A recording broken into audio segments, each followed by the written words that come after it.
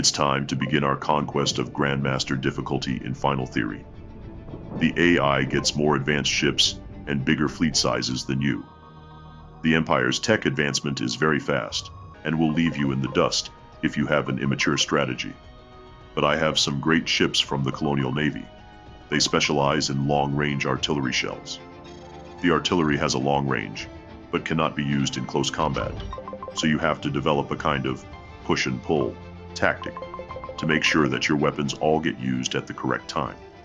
For the push part, you drive into brawling range and unleash your close-range guns. For the pull part, you fire again and drive away. Then fire your artillery rounds in a 1-2 punch. Sometimes you can get the AI to drive away from you if you get in their rear, and then the tactic is a lot easier to pull off. It can be tricky to position yourself to fire your primary guns again on the following round. For this, it's best to stay in a forward position with other ships blocking routes around you. This makes the enemy come face to face, so you can do the push and pull repeatedly. This is a fun tactic once you get in the rhythm of it, but these ships have some other tricks for maneuvering up their sleeve. The micro-warp drive is also another special feature the colonial ships all get access to. This is essential for repositioning your ships if you can't get front gun or artillery range. I used it judiciously to block the rear maneuvering of ships later on. You can't fire if you can't move into the right position. Our whole goal for the early game is to get cruisers. I get lucky after that combat mission and get access to them. After getting those, it's all about getting increased fleet size by nabbing some tachnium enrichment regions. By going after the Empire nodes, I get a lot of those to get some early game momentum under my belt. This will be important for the mid-game where the Empire takes a big step up in tech levels and I suffer some attrition. The mid-game is where we have our cruisers online and built. That takes 2 turns per cruiser. Luckily, I have a few cruiser nodes to pump them out faster. This will be necessary in order to keep taking regions on the east, north, and west borders of our empire. If one region dries up in good nodes to take, I can keep exploring on the other side so that my ship development and tachnium resources do not dry up. Colonial cruisers are brutally vicious, and I will be using them the rest of the game. They are so good. Their main gun has a high chance to pierce through shields. They get armor hardening very early to increase their armor by 50%. And they have plasma artillery that is good against both armor and shields. But one of the most unique parts of them is their fleet bonus, to give all weapons a chance to pierce shields. This lets their artillery go through shields occasionally, and letting you get some lucky kills. We use this to pick apart enemy fleets by going for weaker ships with the artillery. Then we mop up harder targets with their kinetic guns. They are just so damned good for their price.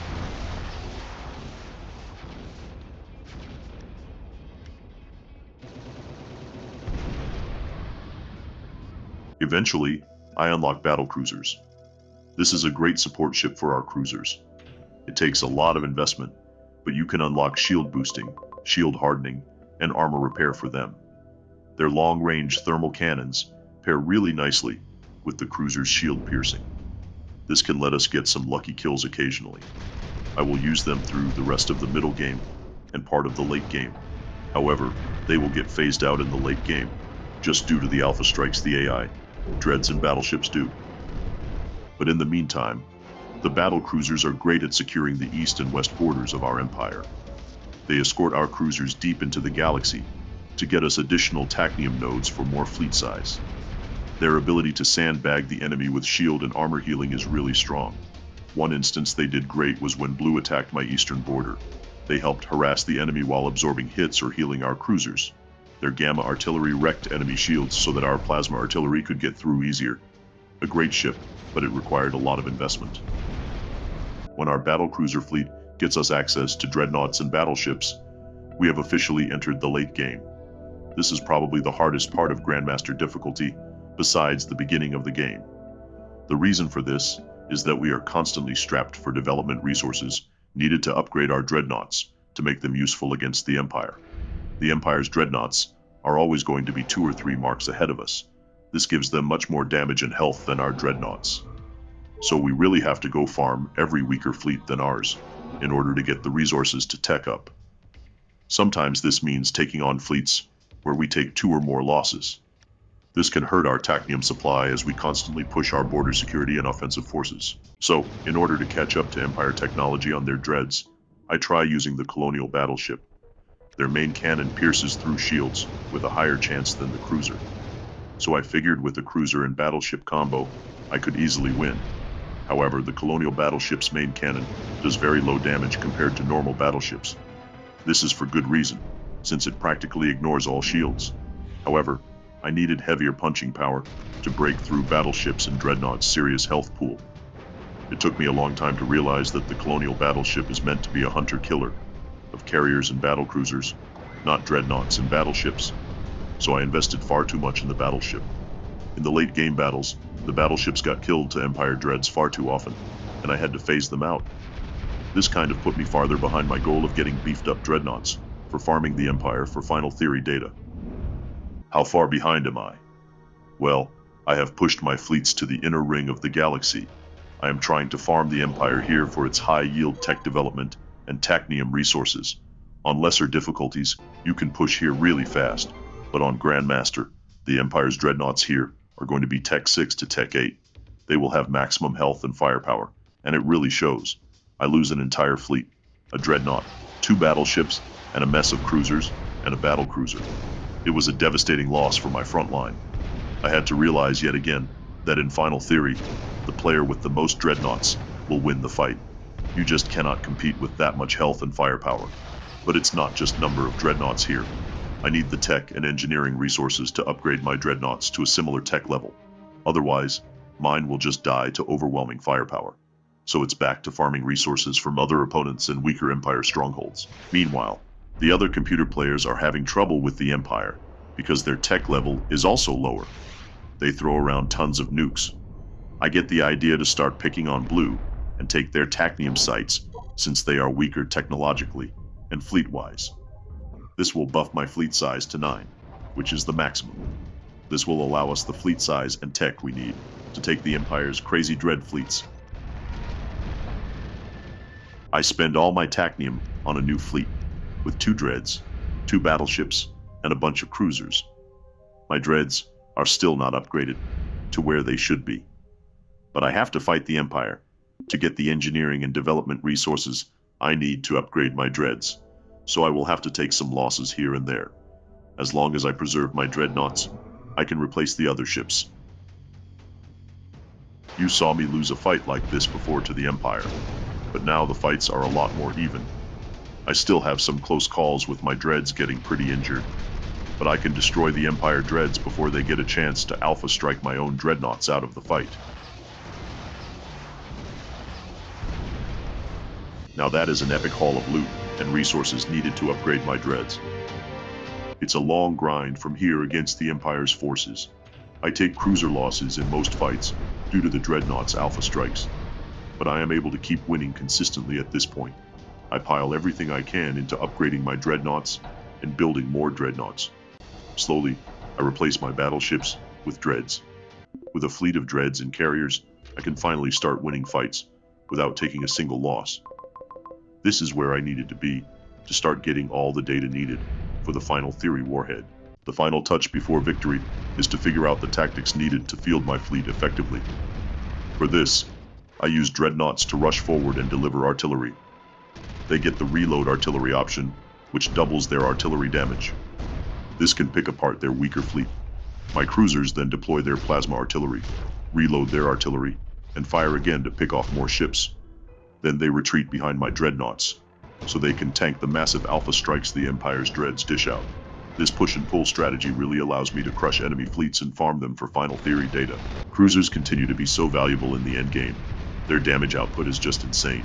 They execute any targets the dreads can't pop and just help the fleet so much.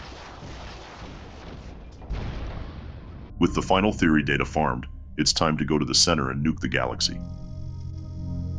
I think 4 dreads and 5 cruisers should be a sufficient amount of overkill for this final battle. I have armor hardening for all of my Mark 8 dreads. They have a crazy amount of armor now, which is good because I am facing down dreads that are Mark 8 with their own buffs. However, I have 4 dreads versus their 2 dreads. I have 5 cruisers, Mark 8, that are packing as much firepower as a battleship each. This is no contest. This is just a fun battle to slaughter the enemy before claiming victory. I unleash total hell on them.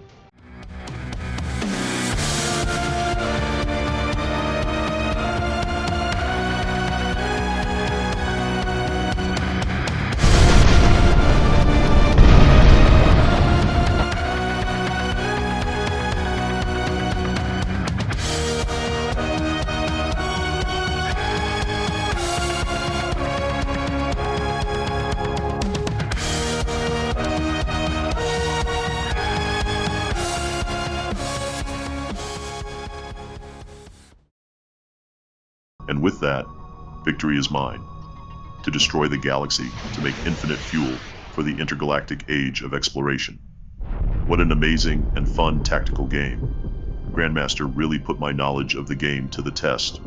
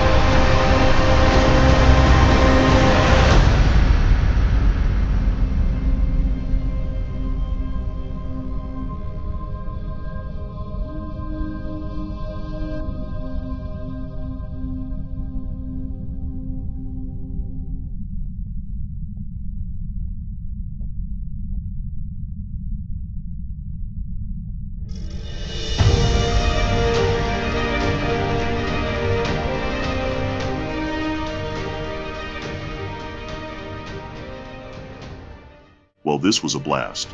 Every step of beating this game on Grandmaster felt natural. Nothing that mattered was RNG and out of my hands. Sometimes I made mistakes by using ships wrong, like my battleships, but every ship felt like it had its place in my fleet and was not a waste.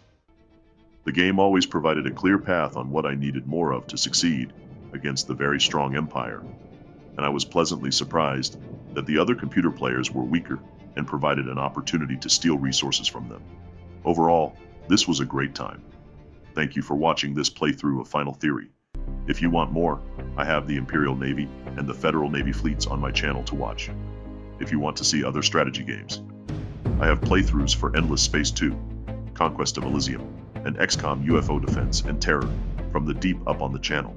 I will catch you all on the next one. Ave, atque, vale, ma.